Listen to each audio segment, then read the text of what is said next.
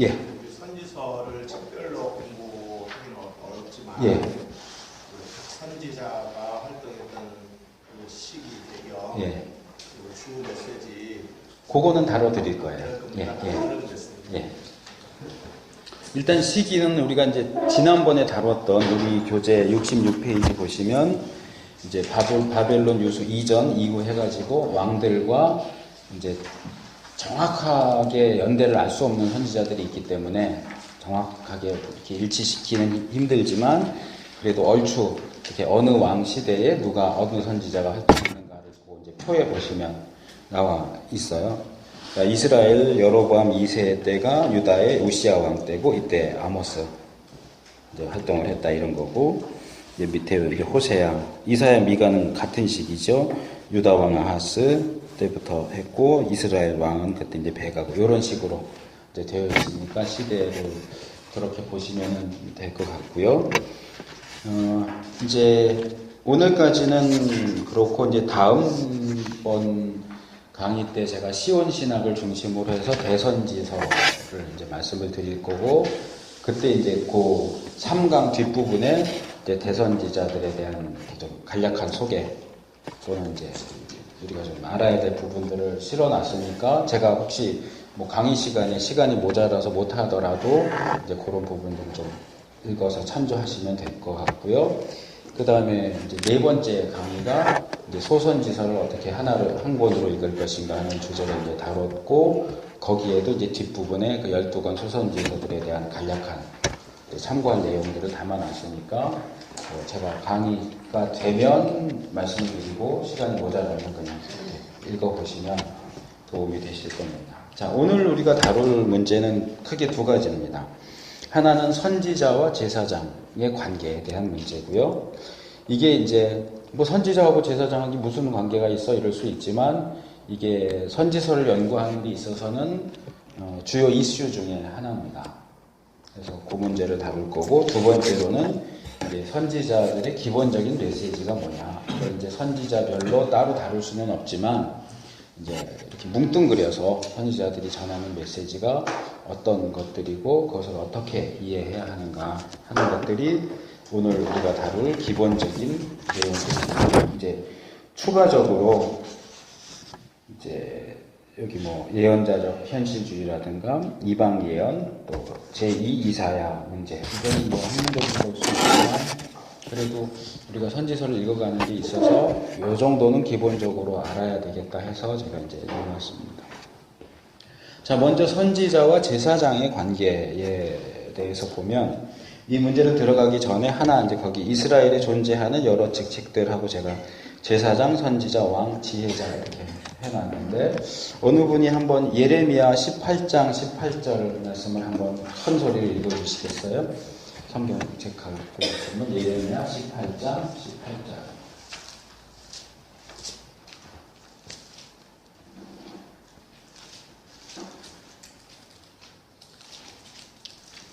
찾으셨으면 눈치 보지 마시고 그냥 읽어주세요. 그들이 말하기를 오라 우리가 꾀를 내어 예레미야를 치자 제사장에게서 율법이 지혜로운 자에게서 팅냐기 선지자에게서 말씀이 끊어지지 아니할 것이니 오라 우리가 혀로 혀를 치고 예, 됐습니다. 거기 이제 예레미야의 대적자들이 이제 예레미야가 나라가 망한다, 바벨론에게 항복해야 산다 이런 어떤 그 당시 유대 사람들이 볼 때는 매국노죠. 예를 들어서 우리나라가 일본의 침략을 받는데 어느 목사가 나서서 우리나라는 일본에 망한다, 일본에 항복해야 산다 이러면 누가 그 목사를 좋아하겠어요? 친일파 목사라고 그러죠. 마찬가지로 예레미야가 이제 메시지가 그랬기 때문에 당시 유다 백성들에게 굉장히 미움을 받았는데 그 예레미야를 어떻게 우리가 공격할 것인가에 대한 언급 중에서 이제 이스라엘에 존재하는 어떤 주요 직책들에 대한 얘기가 나옵니다. 거기 이제 왕은 빠져 있어요.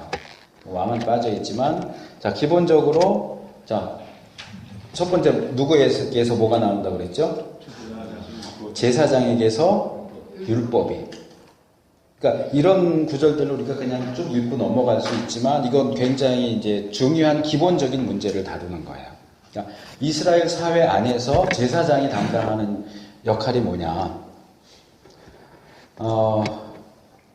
우리는 이제 제사장이라는 이름 때문에 제사장이 하는 일이 뭐 제사 드리는 일이지 이렇게 생각할 수 있는데 사실 제사장에게 있어서 가장 핵심되는 그 역할과 직분은 뭐냐 하면 율법을 백성들에게 가르치는 거예요. 율법을 가르쳐.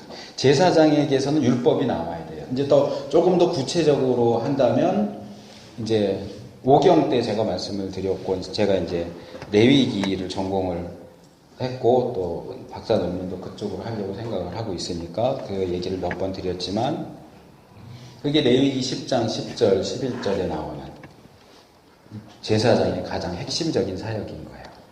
거룩한 것과 속된 것, 부정한 것과 정한 것을 구별하고 하나님께서 모세를 통해서 이스라엘 백성에게 주신 규례를 율법을 가르치는 거예요. 분별하는 일과 가르치는 일. 그러니까 여기 지금 읽은 예레미야 18장 18절에서는 율법이 이렇게 나왔는데 이건 이제 가르침이죠.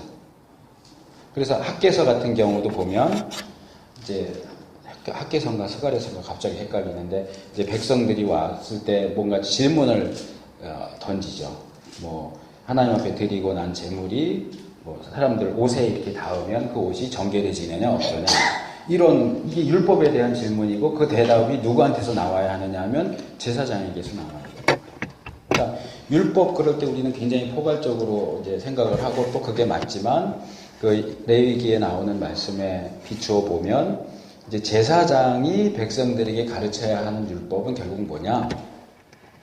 무엇이 거룩하고 거룩하지 않은지, 무엇이 부정하고 또는 정한 것인지. 백성들은 그걸 다 기억을 못 하잖아요. 그러니까 제사장은 율법의 전문가여야 돼요.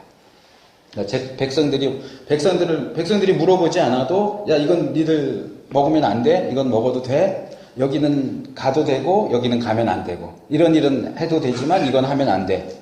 이렇게 평소에도 이렇게 율법 조항을 가르쳐야 되고 또 백성들이 이거 내가 해도 돼요? 안 해야 돼요? 이렇게 물어볼 때 이 주어진 율법에 비추어서 이게 해도 되는 건지 안 해도 되는 건지 가르쳐야 되고 그리고 이제 부수적으로 이제 저는 그걸 부수적이라고 봐요. 일반적으로는 그게 이제 주된 거라고 보지만 그러니까 조금 전에 말씀드린 것처럼 제사장 그럴 때 이제 제사장의 주요 사역은 제사 드리는 거다라고 생각을 하는데 제가 보는 이제 시각에서는 제사장의 주요 사역은 거룩한 것과 그렇지 않은 것을 분별하고 가르치는 게 주된 사역이고 그러니까 그 목적은 뭐냐 하면 하나님의 백성이 거룩하게 사는 거예요. 하나님의 백성이 하나님 앞에 거룩하게 살기 위해서 이제 11장부터 거룩과 관련된 규례가 나오죠. 먹는 것에서부터 부부간의 성관계에 있어서 그런 것들 이게 다 사실 제사장의 입에서 나와야 하는 율법의 말씀인 거예요. 그래서 이렇게 살아야 된다, 이건 하지 말아야 된다, 이건 해야 된다라고 가르치는 것이 제사장의 기본적인 사역이고 그러나 우리가 뭐 경험하는 것처럼 우리가 뭘 해야 되고 뭘 하지 않아야 된다고 가르친다고 해서 그걸 듣는 사람들이 다 그렇게 하느냐? 그렇지 않단 말이에요.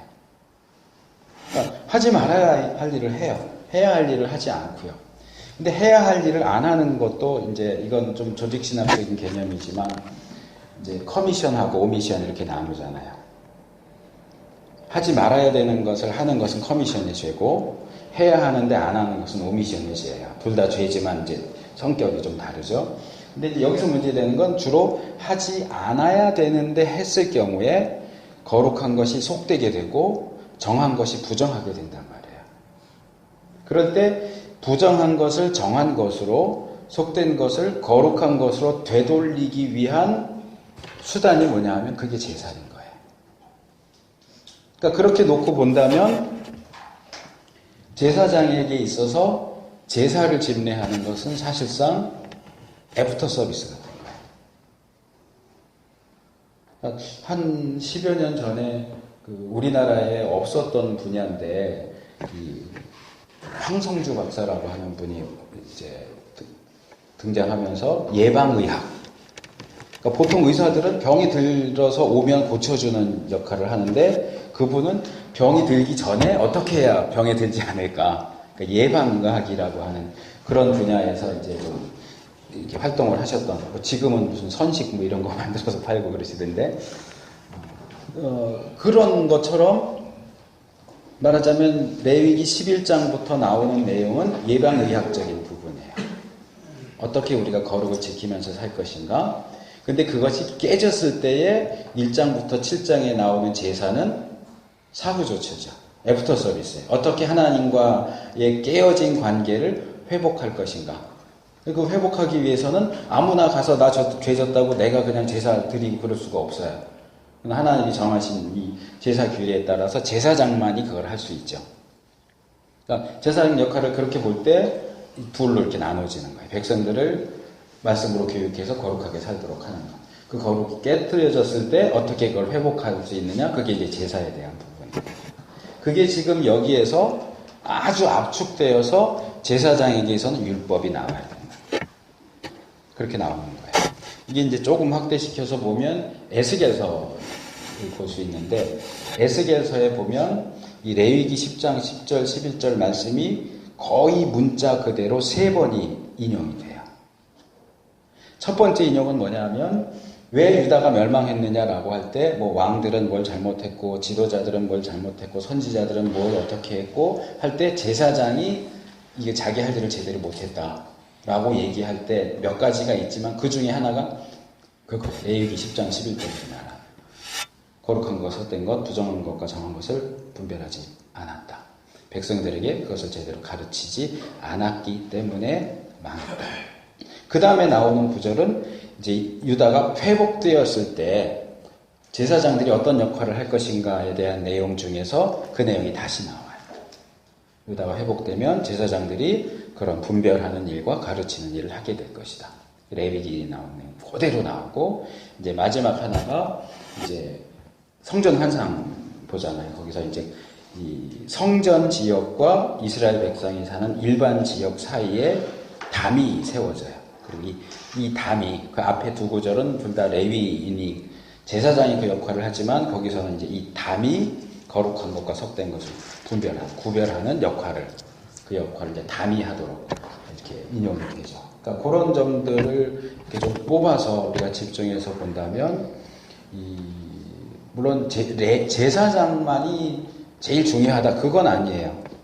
지금 여기서 나온 것처럼 이스라엘 사회에는 제사장도 있고 선지자도 있고, 우리에겐 조금 덜 익숙하지만 지혜자, 현자, 지혜자도 있어요.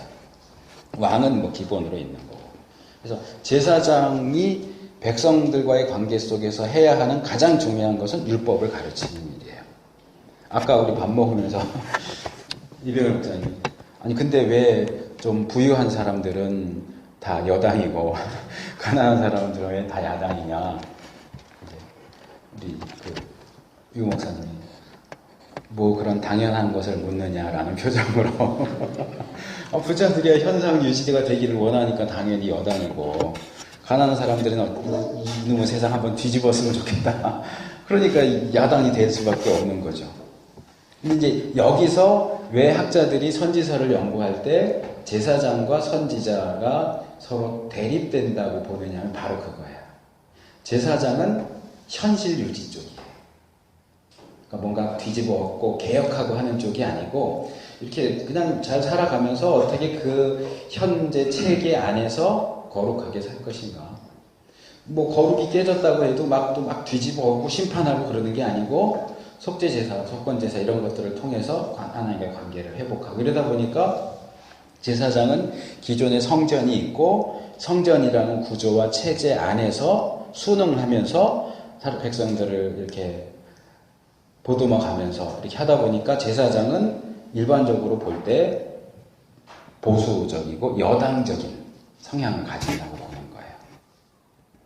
그 다음에 나오는 게 뭐죠? 아까 이제 읽었던 중에 첫째가 이제 제사장에게서는 율법이, 그 다음에 지혜자에게서는 책략이. 그러니까 이제 우리가 보통 직분할 때 뭐 예수님의 삼중 직분 뭐 이렇게 하면서 왕, 선지자, 제사장 이렇게 세 개만 하다 보니까 보통 지혜자, 현자에 대해서는 별로 이렇게 다루지 않고 넘어가지만, 우리 이제 시가서 중에 보면 사실 시가서라고 하지만 정식적으로 시가서라고 할 수 있는 시편밖에 없어요. 욥기, 전도서 이런 것들은 지혜서예요. 지혜서. 그러니까 거기서 제일 중요한 역할을 하는 게 지혜자예요. 현자예요. 그러니까 이 사람들은 뭐 이제 방백이 될 수도 있고 뭐 이렇지만 어쨌든 모사죠. 모사꾼. 그래서 평상시에는 이제 잠언이나 이런 데 볼 수 있는 것처럼 우리가 일상적인 삶 속에서 어떻게 지혜롭게 살 것인가, 어떻게 성공적인 삶을 살 것인가. 물론 이게 이제 일반적으로 말하는 처세술하고 같은 거는 아니에요. 이제 아마도 다음 학기에 이제 시가서 부분을 이제 지금 하는 것처럼 개론하게 될 텐데, 잠언 이해에 있어서 그게 굉장히 중요한 부분이에요. 그러니까 우리가 삶에서 지혜롭게 살아야 된다라고 하는 것은 일반 세상이 얘기하는 야, 너 좀 처세를 잘해. 윗사람한테 어떻게 해야 되는지, 이러이러한 일이 있을 때는 어떻게 대처해야 되는지 그런 거 좀 지혜롭게 잘해 하는 그런 얘기냐 하면 아니에요. 뭐 잘 아시겠지만 잠언에 있어서 가장 핵심적인 이제 구절이라고 할 수 있는 것은 1장 9절하고 제 기억엔 9장 11절인가 하는 건데, 지식의 근원은, 지혜의 근원은 여호와를 경외하는 것. 지식의 근원도 여호와를 경외하는 것. 그러니까 지혜서에 있어서 지혜는 뭐냐 하면 여호와를 경외하는 것이 나의 외적인 생활을 통해서 나타나는 거예요. 그러니까 성경 지혜서에 있어서는 이 사람이 지혜롭게 행동하느냐? 그러면 지혜롭게 행동하는 자는 이꼴 여호와를 경외하는 자예요. 어리석게 행동하는 자는 여호와 경외가 없는 사람이에요. 그러니까 이제 구약에서는 이렇게 얘기되지만 이게 신약으로 연결시켜서 생각한다면 지혜롭게 행하는 자는 구원받은 하나님의 백성이에요. 지혜롭게, 삶 속에서 지혜롭게 행하지 못하는 자는 구원받지 못한 자라고까지 말할 수 있을 정도로. 그러니까 이게 지혜서가 단순히 처세술에 대한 얘기가 아니라는 거죠. 그게 이제 잠언 1장에서 9장이 잠언 전체를 읽는 어떤 열쇠와 같은 이제 부분인데, 거기서 이제 주로 강조하는 게 그 부분이에요. 지혜가 과연 뭐냐. 어쨌든 그래서 지혜자에게서는 어떤 책략이 나온다. 그래서 이건 이제 뭐 꼭 전쟁할 때는 책략일 수도 있지만 일상적인 삶 속에서도 어떻게 우리가 지혜롭게, 이렇게 바꿔 말할 수 있을 것 같아요. 우리가 어떻게 승리하는 삶을 살 수 있을까? 지혜롭게. 그게 이제 지혜자의 입에서 나오는 거고, 그 다음에 선지자의 입에서는, 현자의 입에서는 말씀. 하나님의 말씀. 율법도 하나님에게서 온 거잖아요. 그러니까 사실 제사장의 메시지, 선지자의 메시지, 지혜자의 메시지가 다 하나님으로부터 와요. 제사장을 통해서는 율법이, 그렇죠? 그 다음에 지혜자를 통해서는 책략이, 그리고 선지자를 통해서는 말씀이. 근데 이제 일단은 이건 우리 관심 대상이 아니니까 빼고 요 두 개를 놓고 보면, 그러면 선지자를 통해서 오는 말씀은 하나님의 말씀이고 제사장을 통해서 주어진 율법은 하나님의 말씀이 아닌가요? 율법도 하나님으로부터 오는 거잖아요. 사실은 둘 다 하나님의 말씀이에요. 그런데 말하자면 얘는 글로, 문전으로 내려온 거고 얘는 구전으로 내려오는 거죠. 그러니까 우리가 볼 때는 제사장을 통해서 주어지는 율법이나 선지자를 통해서 주어지는 말씀이나 둘 다 그 근원은 하나님이에요. 근데 문제는 이거예요. 제사장들은 대부분이 성전과 관련되어 있어요. 성전이라고 하는 기존의 체제에 연결되어 있고, 그러다 보니까 기존 체제 옹호적인 입장에 서 있는 걸로 보여요. 근데 선지자들의 이 메시지를 보면 대부분 성전 제사나 기존 체제에 대해서 소위 말하는 까는 내용이에요. 그러니까 너들 어떤 경우는 심하게 말하는 경우는 이거 성전 문 닫아라. 성전 마당만 밟을 뿐이다. 성전이 뭐 필요 있냐? 니들 하는 꼬라지 좀 봐라. 이게 대체 그냥 하나님이, 제가 지난번에 첫 시간에 선지자라고 할 때 어느 학자가 이 선지자에 대해서 묘사한 거 참 잘했다라고 말씀을 드리면서 소개했잖아요. 선지자는 누구냐? 율법의 설교자예요. 율법을 설교하는 자예요. 그러니까 이 주어진 율법에 기초해서 현재 유다와 또는 이스라엘 백성들의 행위와 행태를 판단하는 거예요. 그건 무조건 까기 위해서가 아니고 이게 기준이 되는 거예요. 이 잣대를 갖다 들이대는 거예요. 들이댔는데 뭐 우리가 아는 것처럼 모든 사람이 죄인이고 의인은 없는데 이 잣대를 통과할 수 있는 사람이 없잖아요. 그러니까 당연히 이 율법이라는 잣대를 대고 그 다음으로 넘어가니까 당연히 까는, 치는 내용이 나올 수밖에 없는 거예요. 그러다 보니까 이제 구약을 연구하는 비평주의 학자들이 어떻게 이제 이야기를, 구도를 끌어가느냐 하면 이 율법과 하나님의 말씀은 서로 대립된다.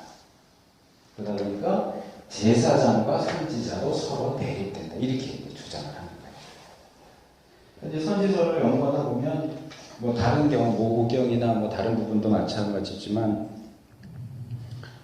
우리 보수적인 입장에서 볼 때는 비평주의 학자들이 뭔가 이렇게 막 주장하면 정말 어처구니가 없는 그런 얘기들이 되게 많이 나와요.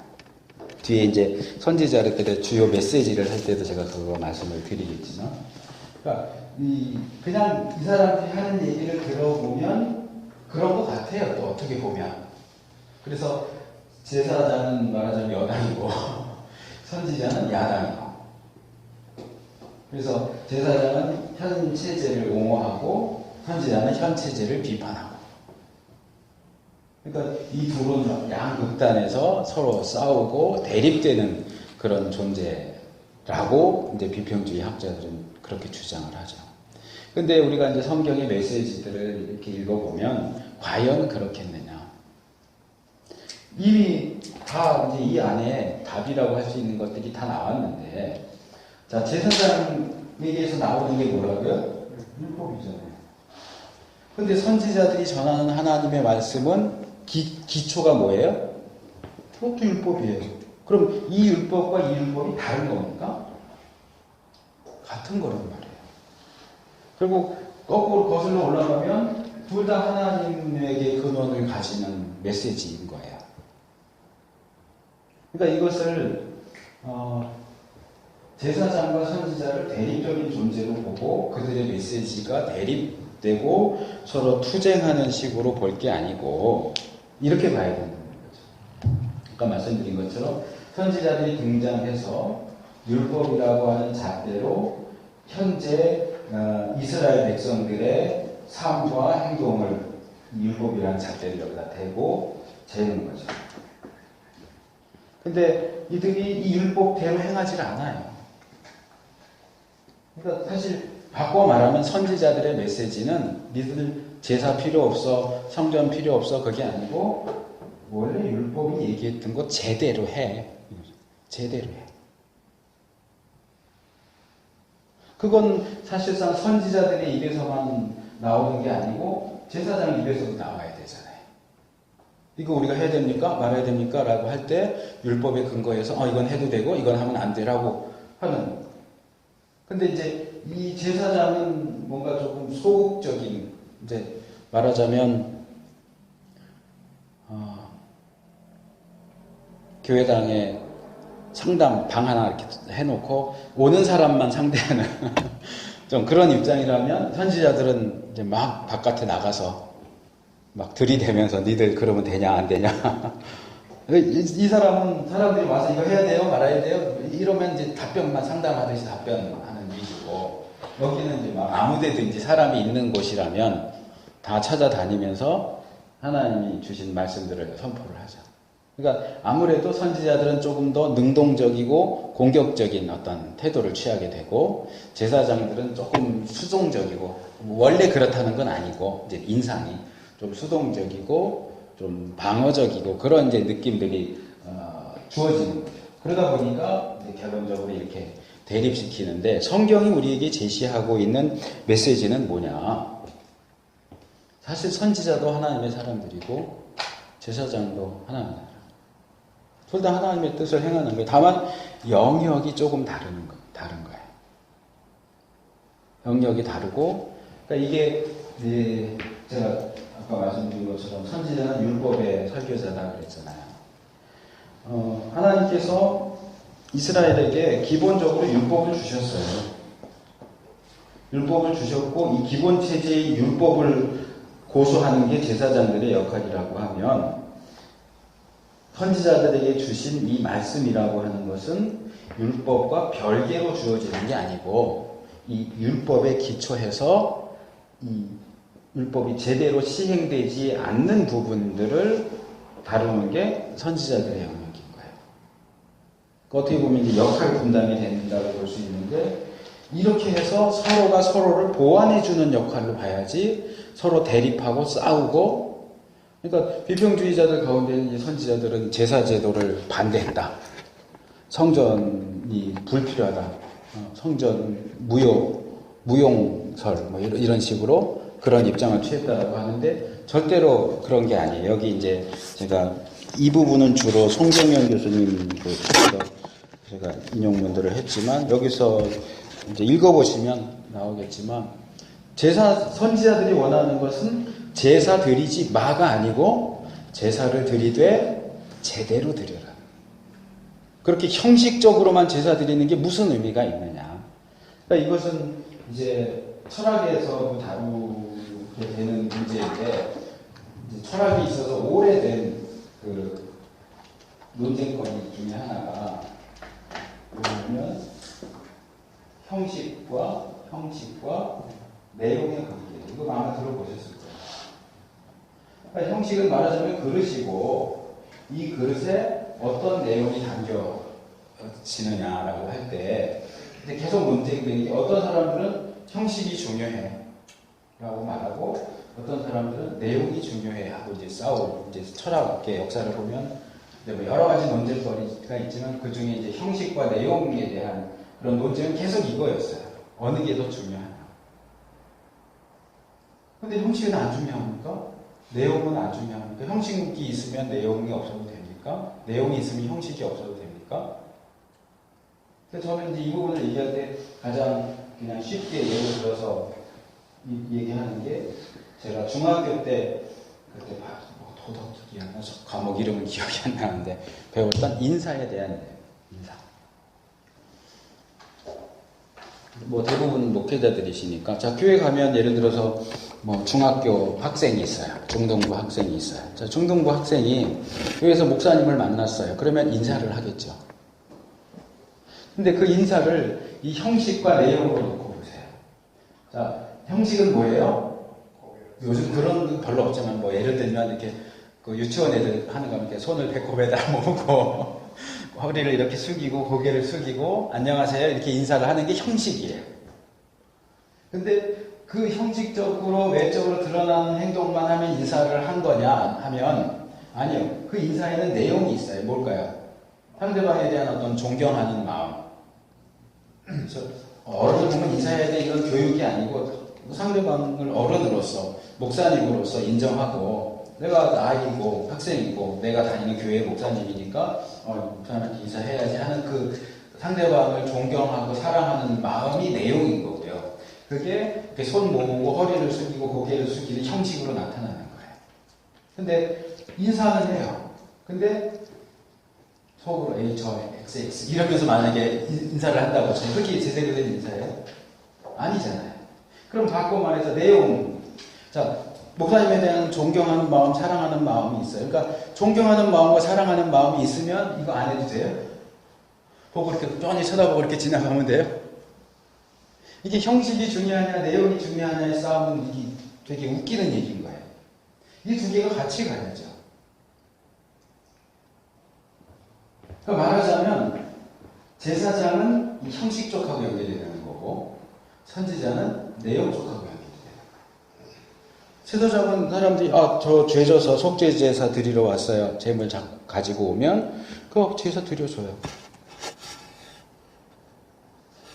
제사장이 속죄 제사 드리러 온 사람한테 야, 근데 너 진짜 회개하기는 하는 거야? 너 거짓말이지? 이래요? 갖고 오면 해줘야죠. 근데 이게 자꾸 남용이 되니까 이게 원래는 제사장 입에서 나와야 되는 것이긴 하지만 주로 이제 그것이 선지자들의 메시지에 나오는 거죠. 니들 제사만 많이 드린다고 하나님 기뻐하실 것 같아? 회개하는 마음이 없이 속죄 제사만 드리면 죄 용서가 받는다고 생각해? 그거죠. 제사는 드려놓고 나가서 또 똑같은 죄를 저지를 거면 그 제사 드리는 건 도대체 뭐하러 드렸냐?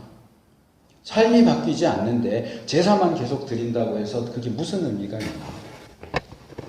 교수님, 그 제사장 타락한 제사장 있고, 그렇죠. 네. 선지자도 타락한 선지자가 예. 있는데 대체적으로 항상 제사장들은 선지자에 의해서 책망을 받는 그런 대체적으로 아니요, 그건 정확하게 표현을 하자면 선지자가 제사장을 책망을 하는 게 아니고 제사를 남용하는 어떤 남용되는 제사 제도 내지는 이스라엘 백성들을 책망하지 선지자들이 직접적으로 제사장을 책망하는 경우는 그렇게 많지 않아요. 생각해요. 네. 물론 제사장 중에도 잘못된 사람들이 있죠. 그럴 경우 당연히 책망받아 마땅하고. 항상 이제 제사장의 책망을 받을 때 선지자 입을 통해서 책망을 받거든요. 예. 분위기가 예. 그런 게 제사장이나 선지자는 다 이제 하나님과 백성 사이에 중개 역할을 하는 입장인데 예. 제사장은 사람 입장에서 좀 이렇게 중개 역할을 하고 선지자는 하나님 편에서 중개 역할을 하니까 그 선지자가 제사장을 책망하는 게 더 많지 않을까. 그건 좀 단순한 논리일까요? 예. 근데 그게 전부는 아니에요. 이건 일반적이에요. 선지자는 이제 위에서 하나님이 주시는 말씀을 주는 거지만 선지자들의 기록을 보면 선지자들이 백성을 대신해 하나님께 뭐 중보 기도를 드린다거나 이런 일을 하지 않느냐 하면 그것도 아니에요. 그러니까 항상 선지자는 하나님의 입장만 대변하느냐? 그렇진 않아요.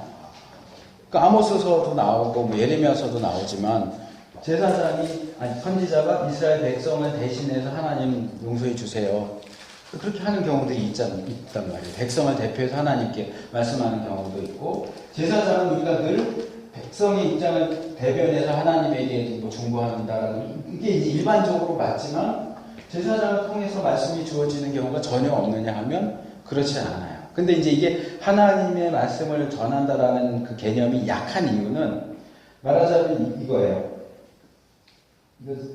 성문, 이미 글로 쓰여져서 책으로 되어진 것을 기초로 삼는다는 거예요, 제사장은. 선지자는 그게 아니고, 아까 제가 문전, 부전 이렇게 했잖아요. 그러니까 오늘날로 말하면, 오히려 제사장은 우리 목사들하고 비슷해요. 우리 목사들은 기록된 하나님 말씀을 연구하고 해석해서 가르치잖아요. 그럼 선지자는 누구랑 비슷할까요? 그냥 똑같은 건 아닌데, 오늘날 소위 말하는 직통 계시 받는다는 사람. 굳이 비교하자면, 정확히 일치한다는 게 아니고, 굳이 비교하자면 그래요. 제가 아까 이제 시작할 때도 기도하면서, 오늘날 우리 목사들이 선지자적인 역할을 해야 되는데 잘 못한다. 그 얘기는 뒤집어 말하면, 오늘날 목사들이 대부분 제사장 역할을 한다. 목사가 제사장적인 기능을 하는 거죠. 근데 목사는 사실상 제사장도 아니고 선지자도 아니고 그러다 제사장적인 기능도 해야 하고 선지자적인 기능도 해야죠. 지금 우리 시대는 이게 구별이 되어 있지 않으니까. 그러다 이렇게 보면 사실은 둘 다 이렇게 위아래 중간에서 중재 역할을 하는 건 맞아요. 근데 선지자는 아무래도 하나님 쪽을 더 많이 대변하고 제사장도 하나님 쪽을 대변하죠. 사실은 율법을 통해서. 근데 이건 기록된 문서에 기초한다는 점에서 아무래도 뭔가 그때 시대의 상황이나 그런 것에 조금 둔감한 편이고 여기는 상당히 민감하죠. 이 율법에 비추어서 그냥 율법을 선포하는 게 아니고 율법에 비추어서 지금 너희들이 현재 하고 있는 게 너희들 뭘 하고 있느냐 그걸 얘기하다 보니까 좀 더 민감하고 좀 빠르죠. 메시지가. 그러니까 그런 차이는 있지만 우리가 기본적으로 제사장이 됐던 선지자가 됐던 어쨌든 하나님의 말씀의 사역자 둘 다 하나님의 말씀의 사역자인 것은 사실이다. 물론 둘 사이에 기능적인 차이가 어느 정도 있는 것은 인정을 해야 되지만 이걸 너무 단순화시켜서 선지자들은 제사장들을 싫어하고 그들을 배척하고 자꾸 그들을 깐다 이런 식으로 얘기하면 안 돼요. 그리고 제사장은 백성들을 대상으로 율법을 가르치는 입장이다 보니까 제사장이 무슨 거짓 선지자를 까는 내용을 선포한다든지 그런 건 거의 없잖아요. 역할이 다른 거예요. 영역이 달라요. 근데 선지자는 또 그런 영역이다 보니까 잘못하는 제사장도 또 책망하고 잘못하는 백성들도 책망하고 때로는 같은 선지자 중에도 잘못하는 거짓 선지자도 책망하고 이게 선지자들은 굉장히 공격적이고 능동적이기 때문에 이제 그런 모습이 보여지는 거죠. 어디 보면은 스가랴 제사장을 지칭한 건가요? 그 제사장이 살아있는 동안은 왕이 정직하게 행했다. 그런 말씀을 보면은 예, 요아스 말씀하시는 요아스 왕 때 여호나답인가? 여호야다.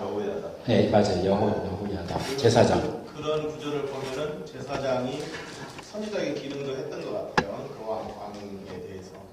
거기는 또 이제 그 상황에 따라 조금 다른 특별한 측면도 있어요. 그러니까 제가 지금 기억하기로는 그 제사장의 경우 이렇게 친척 쪽이었을 거예요. 할아버지 정도 됐을 거예요. 그래서 이제 빼돌려가지고 양육을 한 거죠. 자기가 양육을 하면서 율법의 기초에서 바르게 왕노릇 하도록 가르쳤는데 이제 그 할아버지 제사장이 살아있는 동안은 지도를 잘 받아서 정치를 잘 했는데 돌아가시니까 이제 지 본색을 드러내는 거죠. 그러니까 그거는 꼭 뭐 제사장이었기 때문에 이렇게 할 필요는 없을 것 같아요. 영향력을 준 사람이 제사장이면 제사장대로, 선지자였으면 또 선지자대로 이렇게 가는 거니까.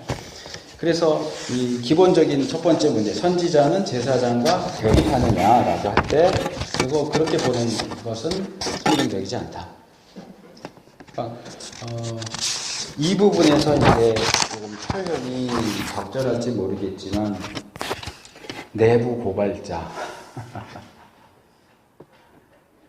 목사가 이제 적용시켜서 말하자면 목사들 사회에서 발견되는 잘못을 덮어줘야 할까? 그것을 드러내서 말해야 할까? 제사장이 제사장 사회의 문제를, 선지자가 선지자들 그룹의 문제를 드러내서 공격하는 것이 옳은가? 같은 선지자들끼리는 좀 덮어줘야 하는 게 아닐까? 어느 것이 더 성경적이냐 하는 거죠. 근데 성경은 꼭 선지자뿐만이 아니라 성경에 나오는 어느 인물에 대해서 다루든지 편파적이지 않아요. 공은 공, 과는 과 다 얘기해요. 뭐 예를 들어서 노아가 그 대단한 그 홍수 심판을 통과했잖아요. 얼마나 대단한 사람이에요. 그러면 좀 덮어줄 만도 한데 그 포도주 먹고 취해서 이렇게 한 그거를 다 그냥 드러내요. 뭐 성경이 그거 얘기하면서 그럴 수도 있지 이러지 않아요. 또 사사 기도원 같은 경우 그 연약한 사람이 어쨌든 그 하나님의 명령에 따라서 전쟁에 승리하는 그런 대단한 모습을 다 보여주면서도 또 어떻게 해요? 끝에 가서 사람들한테 금고리 얻어가지고 애번 만들어서 사람들을 올무에 빠뜨리는 그런 거 숨기지 않아요. 감춰주지 않아요. 이스라엘 사람들이 정말 성군으로 여기는 다윗도 좋은 것만 얘기하지 않아요. 존재한 거 다 드러내요. 어쩌면 뭐 다윗이든 기드온이든 노아든 그들이 뭐 자기들 후대에 쓰여진 성경이지만 그 성경을 읽으면 좀 섭섭해 할지도 몰라요. 하나님 이런 건 좀 덮어주시지. 이거 다 이렇게 다 까발리셨나. 그럴 수 있는데 성경은 그런 부분에 있어서 되게 뭐라 그럴까 원칙적이라고 해야 될까 편들어주지 않아요. 요나가 기록했음에도 불구하고 그냥 허물들 다. 그렇죠. 요나도 굉장히 독특하죠. 요나가 썼는지 요나 이제 후대에 썼는지 모르겠지만 어쨌든 선지자가 하나님한테 야단 맞는 걸로 끝났으니 요나 체면이 뭐가 되겠어요. 제가 몇 주 전에 어느 책을 이렇게 읽다가 참선지자, 거짓선지자 이 부분 언급 나오는 거 보면서 그 생각이 들었어요. 요나가 하나님한테 화내잖아요. 왜 저 사람들 용서해 주냐고. 자, 요나가 니느웨에 가서 선포한 메시지가 뭐예요? 40일이 지나면 이 성이 무너지리라. 회개하라고 했어요, 안 했어요? 안 했어요. 요나는 회개라 소리도 안 했어요. 그냥 40일 지나면 망한다 그랬어요. 근데 지난번에 다뤘던 것처럼 신명기에 나오는 참 선지자와 거짓 선지자를 가르는 가장 기본적인 기준이 뭐라고요? 예언의 성취예요. 그럼 요나가 한 예언은 성취됐습니까? 안 됐습니까? 안 됐잖아요. 안 됐잖아요. 40일이 지나면 니느웨가 무너지리라 했는데 40일이 지났는데 니느웨가 안 무너졌어요. 그럼 요나는 참 선지자일까요? 거짓 선지자일까요? 신명기의 그 기준으로 말한다면 요나는 거짓 선지자가 될 가능성이 많아요. 왜? 예언이 성취가 안 됐잖아요. 그러니까 그쪽에서 보면 물론 이건 이제 조금 이따 다룰 이 예언의 기본 메시지하고도 연결해서 말씀을 드리겠지만 어쩌면 요나가 화를 낸 이유는 한 가지만 있는 게 아니었을 거다라고 생각이 들더라고요. 단순히 뭐 민족주의적이고 원수 나라가 이렇게 구원받는 게 싫어서뿐만 아니라 그것도 있었을 것 같아요. 하나님 이러면 내가 거짓 선지자가 되는데 아니 하나님 왜 나를 거짓 선지자로 만드십니까? 그래서 화가 났을 수도 있을 것 같아요. 그러니까 이게 이제 그냥 자연스럽게 선지자들의 기본 메시지로 넘어가면 그래서 이제 거기서 연결해서 생각을 한 게 뭐냐 하면 선지자들의 기본 메시지는 이건 지난주에도 다뤘던 거예요. 이제 예언이 뭐냐고 할 때 단순히 미래의 일을 얘기하는 게 아니고 선지자들의 기본 메시지에는 과거에 대한 내용과 현재에 대한 내용과 미래에 대한 내용이 있어요. 과거에 대한 내용은 기본적으로 율법이죠. 아까 말한 것처럼. 이 율법에 기초해서 이스라엘의 현재의 모습을 지적을 하는 겁니다. 근데 뭐 칭찬하는 내용은 상당히 적고 대부분이 책망하는 내용이에요. 이제 현재에 대한 평가를 율법에 비추어서 현재에 대한 평가를 하고 그 다음에 미래에 대한 메시지가 멸망이다 아니면 회복이다 두 개인데 이 멸망이냐 회복이냐를 가르는 중요한 기준이 뭐냐면 회개예요. 회개하면 회복해 주실 것이고 회개하지 않으면 멸망한다. 대부분 선지자들의 메시지는 이런 식으로 구성이 되어 있어요. 이게 기본적인 틀이에요. 조금씩 다르게 변형되기도 하지만 이게 가장 기본적인 선지자들의 메시지예요. 그리고 이제 여기 이제 교재 68페이지에 제가 해놓은 것은 이거죠.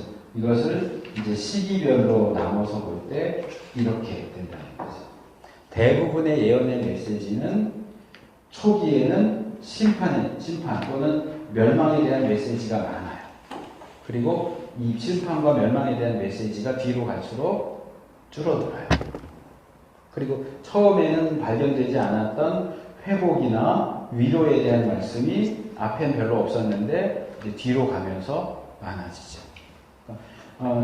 심판에 대한 메시지와 회복에 대한 메시지가 이게 뭐 모든 선지자에게 동일한 건 아닌데 보통 이런 식으로 이제 구성이 된단 말이에요. 근데 이쪽으로 이제 이 얘기로 넘어가기 전에 이 부분만 보면 멸망할 것이냐 회복할 것이냐는 사실상 전적으로 예언 메시지의 대상이 되는 사람들이 회개를 할 것이냐 말 것이냐와 관련돼요. 그러면 이제 요나의 메시지는 이거죠. 뭐 니네는 사실 율법과 관계없지만 너희들 지금 죄 짓고 있으니까 40일이 지나면 멸망해. 그러나 여기에 하나님이 이 요나를 니느웨로 보내서 이 40일이 지나면 멸망해라는 메시지를 전하게 하신 기본적인 목적은 사실은 이거예요. 회개해라. 요나는 이 메시지를 전하진 않았지만 근데 이 회개라고 하는 걸 볼 때는 이 책망과 심판의 메시지가 그냥 오로지 이렇게만 연결되는 게 아니고 여기에 회개라고 하는 것이 개입될 경우에 이 책망을 통해서 회복으로 넘어갈 수 있는 가능성도 있는 거죠. 사실 예언의 메시지는 멸망과 회복을 둘 다 어떤 가능성으로 놓는 거예요.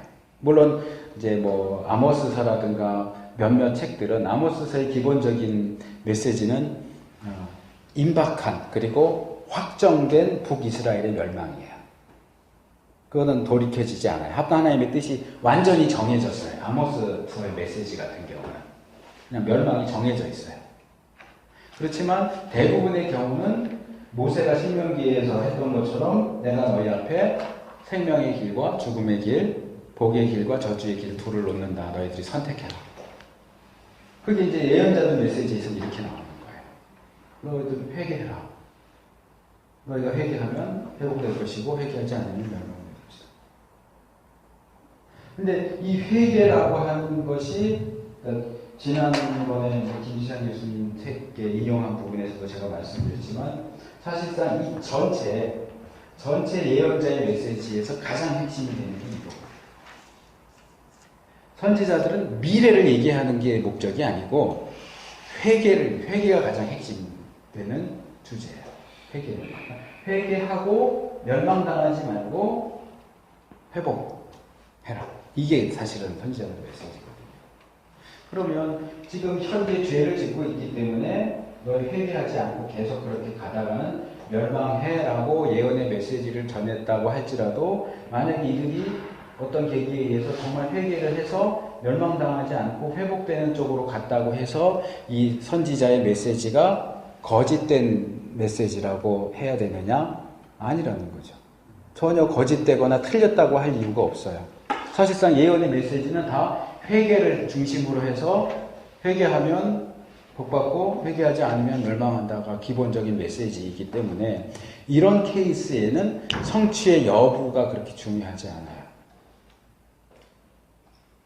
뭐 예를 들어 뭐 이런 일이 일어난다 이렇게 미래에 일어날 일들을 예언을 할 경우에 뭐 예를 들어서 예레미야가 이렇게 포로로 잡혀갔다가 70년 후에 올 거다 뭐 이렇게 예언하고 그 예레미야를 대적했던 아마 하나냐였던 것 같은데 그 거짓 선지자는 2년 이내에 돌아온다 이렇게 했을 경우에 정말 2년을 지켜봤는데 안 돌아온다 그럼 거짓 선지자인 거죠. 그런 식은 이제 우리가 성취의 여부를 가지고 따질 수 있지만 이런 회개의 메시지를 놓고 볼 때는 이건 성취 여부로 참선지냐 거짓 선지자를 얘기하기가 힘들다는 거죠. 뭐 예를 들어서 뒤집어서 요나가 너희들 회개하면 멸망당하지 않고 회복될 거야 이 메시지만 전했다고 해도 이제 이 부분은 요나 선지자가 활동했던 시대와 오바댜 선지자가 활동했던 시대가 이렇게 어떻게 연결되느냐에 따라 좀 다르긴 하지만 요나보다는 오바댜가 더 낮은 사람이라고 보통 보거든요. 오바댜가 에돔인가요? 오바댜가 에돔에 대해서 했고 나훔이 이제 니느웨에 대해서 하는데 결국 요나 때는 이 심판이 미루어졌지만 나훔 때는 이게 이루어지거든요. 결국에는 니느웨가 멸망하잖아요. 아수르가. 그러니까 그래서 이렇게 중간중간에 미뤄진다거나 이럴 경우에 이게 거짓 예언이다라든지 거짓 선지자다 이렇게 말하기 어렵다 하는 점이 있다는 거죠. 이제 이 부분을 다시 넘어오면 그래서 이 부분도 역시 이제 비평주의 학자들이 이렇게 얘기를 합니다. 이 심판의 메시지와 회복의 메시지를 우리 보수주의에서는 이런 형태로 정리를 하지만 비평주의 학자들은 이렇게 정리를 하지 않고 이거를 단절을 시켜요. 아예 잘라버려요. 그래서 어느 선지자가 처음에 심판과 멸망에 대한 메시지를 전했다면 회복에 대한 메시지를 전하는 것은 불가능하다. 어느 선지자가 회복에 대한 메시지를 전했다면 그 선지자가 또한 심판이나 멸망에 대한 메시지를 전하는 것은 불가능하다. 도대체 어떤 논리에 의해서 그렇게 주장을 하는지는 정말 어처구니 없는 주장으로 보이는데 비평주의 학자들의 기본 입장이 그거예요. 그래서 이제 기본적인 메시지가 심판의 메시지로 형성되어 있을 경우에 아모스도 그렇고요. 호세아도 그렇고요. 아모스, 호세아는 북이스라엘의 멸망에 대해서 예언을 하거든요. 근데 이 뒷부분에 가면 중간중간에 유다에 대한 얘기가 나와요. 유다의 회복, 다윗의 장막의 회복, 이런 내용들이 나오면 비평주의자들은 뭐라 그러면 이거는 아모스의 원래 메시지가 아니고 후대에 첨가한 거야. 아모스는 심판에 대해서 예언했기 때문에 회복에 대해서는 예언할 수 없어. 심판 예언 가운데 회복 예언이 들어가는 거는 이 회복 예언에 대한 부분은 이건 말하자면 간단하게 말하면 가짜야.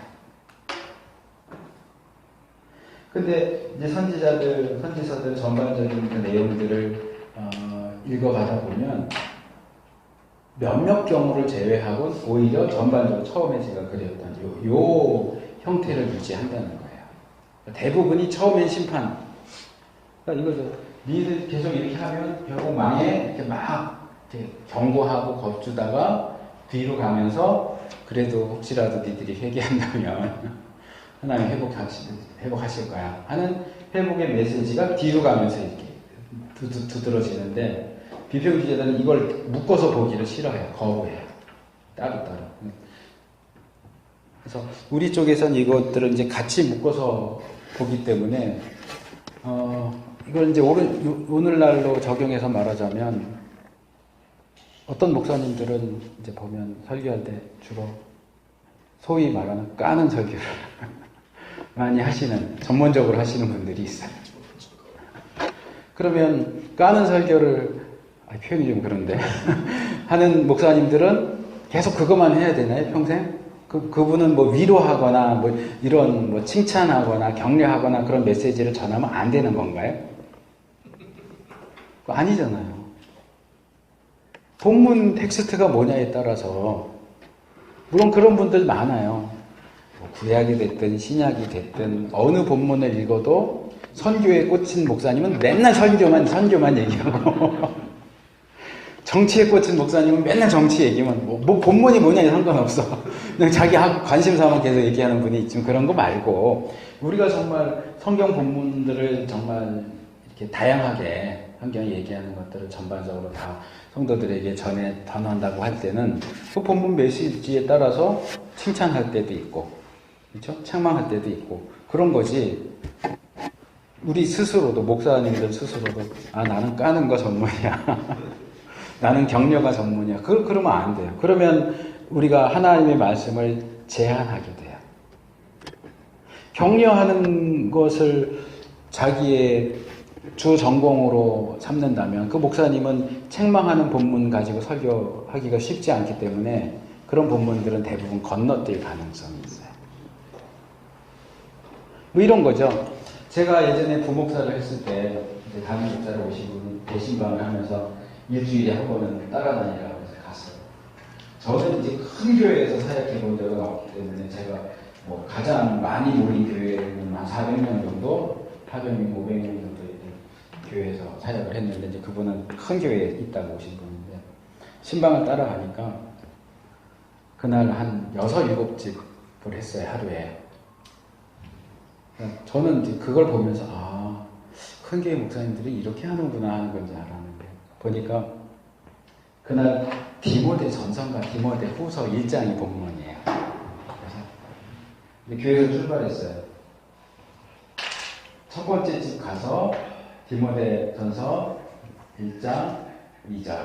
1절은 인사말이니까 2절을 설교. 딱 신방 20분. 뭐 상담도 없어요. 그냥 예배 드립시다. 딱 보면. 두 번째 집 가서 디모데후서 1장 3절. 20. 세 번째 집 가서 디모데후서 1장 5절. 20. 왜 5절일까요? 4절은 책망하는 게.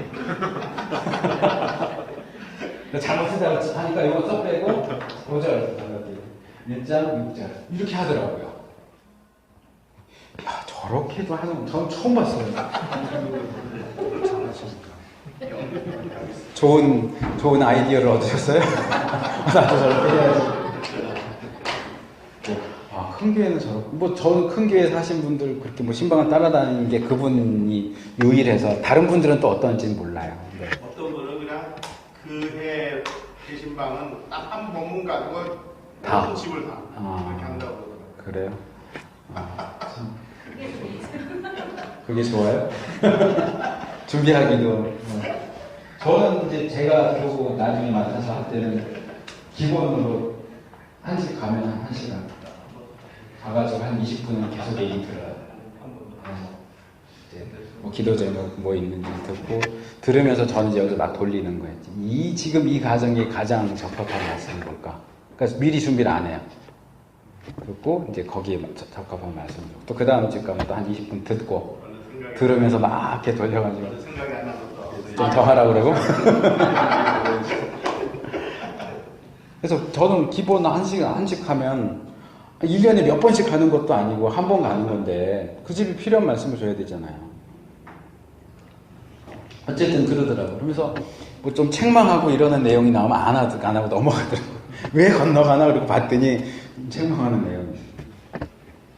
바울이 여기까지 하고 잠깐 쉴게요. 이제 2차 선교여행 끝나고 다시 예루살렘으로 오는 길에 이제 죽을 수도 있다 이렇게 하니까 에베소 들리면 또 지체되니까 에베소 장로들을 밀레도로 이렇게 불러서 얘기하는 중에 뭐라고 얘기해요?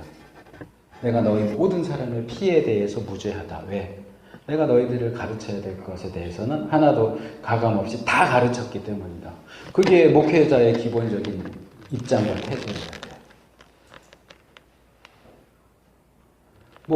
저도 이제 조금 아직까지는 젊은 세대이다 보니까 이 교회 안에서 헌금 설교하고 이러는 거 저도 되게 싫어했거든요. 기복주의라고 그래갖고 싫어했는데 그 생각을 바꿨어요.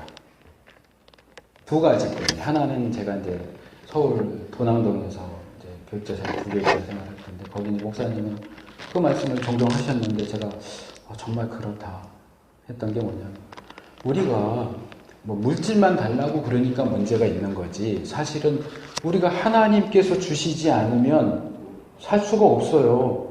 물질만이 아니라 뭐가 됐든지 사실은 용서해 주세요도 주세요잖아. 우리가 기복신앙 욕할 때는 맨날 주세요 주세요만 한다고 그러지만 우리가 주세요 안 하고 어떻게 살아요? 돈 달라는데 너무 치우치니까 문제인 거지. 아니 우리 생명도 주시고 그렇죠? 건강도 주시고 지혜도 주시고 그거 다 주셔야 우리가 사는 건데 그거를 사람들이 좀 꺼려하고 한다고 해서 그 부분에 대해서는 언급을 안 하고 넘어간 것도 옳지 않고 둘째는 지금 말씀드린 사도행전에 나오는 바울의 밀레도에서 장로들에게 얘기한 그거예요. 내가 그게 별로 마음에 안 든다고 해서 성경에 나오는 것을 내가 그걸 제낄 수 있느냐? 아니요. 사역자는 성도들이 그것을 좋아하면서 박수를 치든지 좀 꺼려하면서 아멘도 안 하고 팔짱 끼고 듣든지 말씀에 있으면 전해야 되는 거예요. 그러니까 우리 목사님은 헌금 설교 평생 가야 안 하세요. 이러는 분들이 이제 종종 있는데 그게 좋은 건 아니에요, 사실. 필요하면 해야죠. 아니, 부모가 돼서 자식이 부모님 섬길 줄도 모르고 그러는데 부모가 또는 맏형이 돼서 야 그래도 우리가 부모님 섬겨야지 이 얘기하는 거 하면 안 되는 겁니까? 듣기 싫어한다고 해서 안 해야 되는 건가요? 우리가 마땅히 하나님 앞에서 해야 되는 것에 대해서는 목사가 좀 욕을 먹어도 우리가 성도로서 하나님의 백성으로서 하나님 아버지께 마땅히 해야 하는 일에 대해서는 이건 해야 되는 거다. 이렇게 해야 되는 거다. 이걸 올바르게 가르쳐야죠. 단순히 헌금 설교 싫어한다고 해서 헌금 설교를 안 해야 된다. 아니요. 그거는 정말 너무나 단순한 생각인 거고. 우리는 하나님 말씀에 있는 것들을 정말 빠짐없이 다 전해야 돼요. 그래야 성도들에게 유익이 돼요. 성도들을 기형하고 자라게 하면 안 돼요. 하나님 앞에서 맨날 받아먹을 줄만 알았지 하나님 앞에 드릴 줄 모르는 그런 철부지 성도 만드는 거죠. 자, 잠깐 쉬겠습니다.